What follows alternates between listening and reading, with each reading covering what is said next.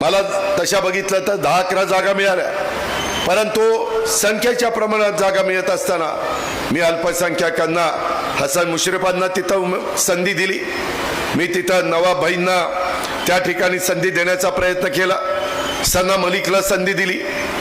आमच्या विधान परिषदेमध्ये एक देखील कुठलाही राजकीय पक्षाचा मायनॉरिटीचं प्रतिनिधित्व करणारा माणूस नाहीये। राष्ट्रवादी काँग्रेस पक्षाने इद्रिस नायकवाडींना राज्यपाल नियुक्त त्या ठिकाणी विधान परिषदेमधनं पाठवलं। मौलाना आझाद आर्थिक विकास महामंडळाला आपले मुश्ताक अंतुले साहेब AR अंतुले होते, त्यांच्या जावयाला तिथं आपण संधी दिली। सलीम नारंगला आपण मौलाना आझाद आर्थिक विकास महामंडळाचं सदस्य म्हणून संधी दिली। वसीम बुरान असेल, तय्यब शेख असेल, शाह आलम खान असेल, अशा अनेक जण।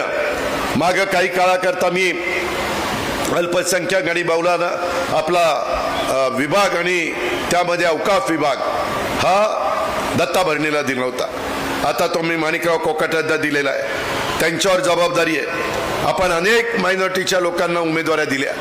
मित्रांनो, शेवटी नुसतं भाषणामध्ये शिवशाहू फुले आंबेडकरांच्या विचारधारेचं सांगून चालत नाही, कृती करावी लागती आणि त्या पद्धतीनं आपल्याला सर्वांना न्याय द्यायचा आहे, सर्वांना बरोबर घेऊन जायचं आहे। माणुसकी हा धर्म आपल्याला सगळ्यांना पाळायचा आहे आणि अतिशय संवर्धनाचं वातावरण हे सगळ्याच्या बाबतीमध्ये असलं पाहिजे, अशा प्रकारची आपली भूमिका आहे। मी लतीफ तांबोळीला देखील प्रदेश कार्यालयामध्ये सरचिटणीसपदी त्या ठिकाणी नेमलेलं आहे। अशा सगळ्यांना आम्ही घेऊन चाललेलो आहे।